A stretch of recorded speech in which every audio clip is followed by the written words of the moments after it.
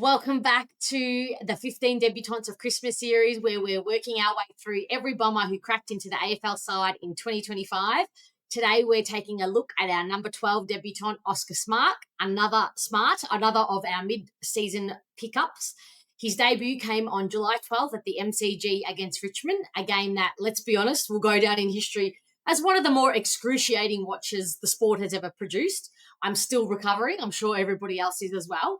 But for Oscar, that night will always be the moment he realised his dream of playing AFL footy. After spending 2 seasons in our VFL system, he played 4 games this year, and whilst he didn't manage to hit the scoreboard in his short stint, he did show traits that made the club look at him in the first place. Unfortunately, Oscar wasn't offered a contract for 2026. So today, with the help of Todd from the Flight Plan podcast, we're going to have a look at what Oscar contributed in his 4 games and the pathway that got him onto an AFL list in the first place. Something only a tiny percentage of players actually ever achieve. So welcome back, Todd. Thanks for joining me again. Thanks a lot, Fiona. Looking forward to this. As you mentioned, will be a bit of a difficult one, but we'll get through it.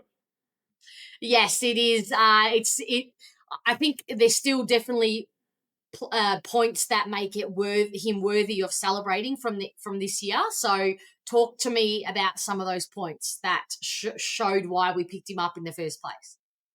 Yeah, it's interesting. He hit the ground running, didn't he? He didn't while he wasn't bringing superstar. Well, who would at mid-season, but he wasn't bringing in like just the stuff that his draft profile mentioned in terms of like quickness and attacking the goals, as you mentioned, didn't really hit the scoreboard, but yeah, he looked like a guy who's just ready to go. Unfortunately, a bit of a squeeze when we got Edwards and Jones re-signed much earlier in the year, kind of left us a little bit hamstrung in terms of what we could do, especially with him. So I don't know. I think he's a guy that can go back to the waffle or VFL, whatever he wants to do, put together a strong run of form and be a mid-season candidate once again. And if Essendon wanted to take the plunge in him again after some good signs, I would not be adverse to that because I think once it clicks for him, a guy like that, he can be very valuable in a team. But unfortunately, didn't get to really showcase that with us. But I'm confident with a good run of form and some confidence at a lower level, he can get picked up once again. Yeah, it was a difficult one for Smarty because he's the player with that flair and eye-catching, magic that is possible. And in a team that was struggling so badly, and we didn't have many opportunities for any of that kind of flair to be on show because basically it felt like survival toward toward the end of the year. We were just getting out there and hoping to put something on the board. So it's safe to say we weren't the best place for him to show his attributes. Would you agree with that? Absolutely. And I think that even as a consequence of the way Brad Scott wanted to play, because Alwyn Davies seemed like he was getting some good VFL form and he never got the opportunity, which was surprising considering the dearth of injuries. But yeah, you're exactly right. This was the wrong place, wrong time for him in terms of where Essendon was at. I mean, anyone would struggle coming in with that injury list, but yeah, he didn't get to showcase all the skills you mentioned. You surmised that really well. Just didn't get to showcase that, and I think, I think he might. He's just got to obviously has to go back to the VFL and put some great form together once, which was enough to get him picked up in the mid-season anyway. But yeah, he seems like a really good guy, very astute with his football, and I just think it's going to be an interesting path for him. But yeah, I would not close the door on him at Essendon. I don't know what you think about that if I'm off the mark, but just I love to see this guy just string it all together and get another opportunity.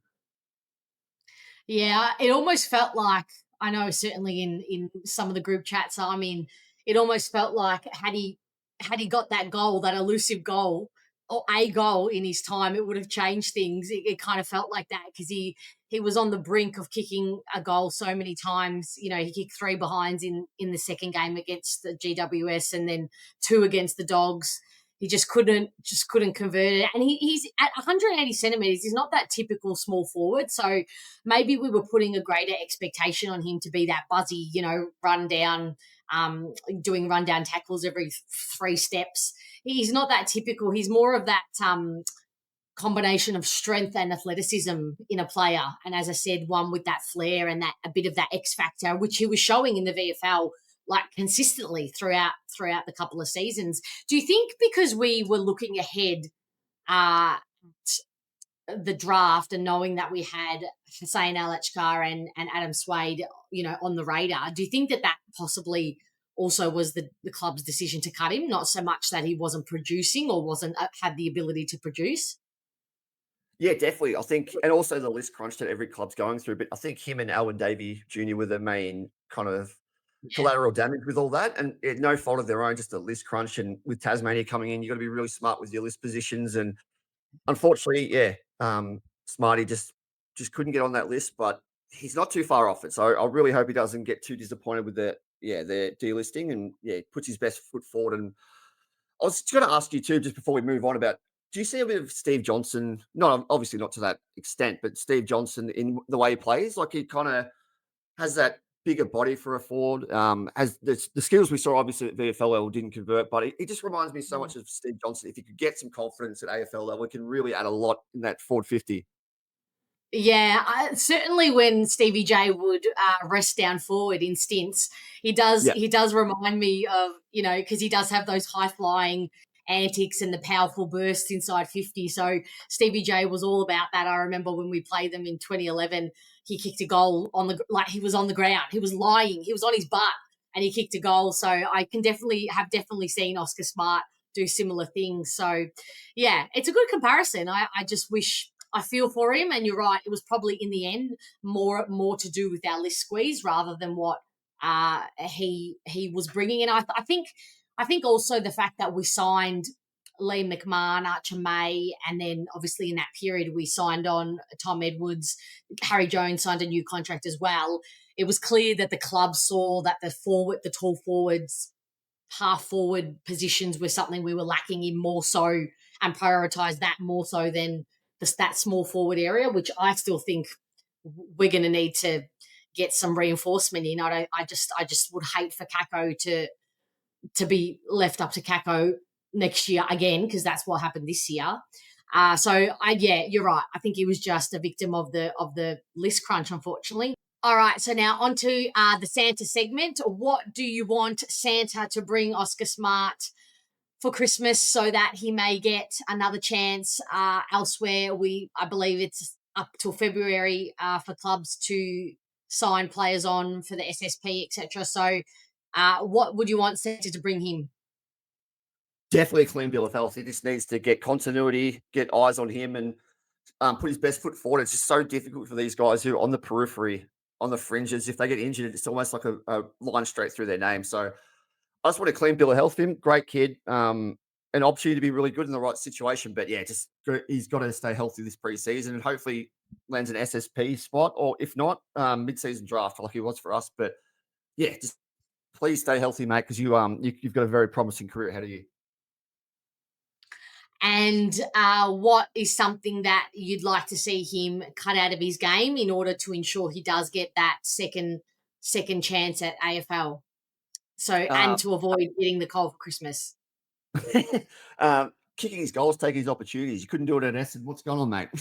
No, but in all seriousness, yeah, I think it's showing a little bit more confidence because as you mentioned, VFL level start, and then at AFL we didn't quite see that translate. So if you could just get some confidence, and you mentioned it was such an insightful thing you said about just he needed that goal that just didn't come to fruition, and it could have just changed his entire tenure at Essendon, but. He knows he's good enough to play at the level now. Now it's just a matter of getting back on a list and yeah, correcting those things. But I think it's definitely confidence for himself in front of goals and just the belief to be himself out in the footy field. Yeah, I would like to see him cut some of his rush disposal. I think he's often in a rush to move the ball on too quickly, and possibly, that's just confidence as well, and early stages of your career. But I think we saw that a few times in his cameos this year, and I thought to myself, oh, that the decision making as well. But I think being in a rush, realizing that you've got an extra second to make those decisions and then convert. I think I'd like to see, and I think you definitely will need to work on that in order to take that next level and hopefully secure another chance at AFL level. Yeah, and it's so interesting you say that because it's almost the opposite when guys step up from VFL. They're a step or two behind, and can't catch up with Yeah. that speed of AFL footy, and he had it. He just rushed it, which was not usually something you see from a draftee. But yeah, you've hit the nail on the head there. Just yeah, and we sort of were on the same page in terms of confidence and what that brings. Yeah, I think you were spot on, and I think it's just going to be a really interesting period for him, and hopefully gets his chance. All right. Well, thank you, Todd, for joining me for your second episode in this series. We absolutely hope that Oscar gets another shot somewhere. If not, would love to see him back at SNVFL, if not somewhere else. So thank you again, Todd, and we'll see you next time. Thanks for having me.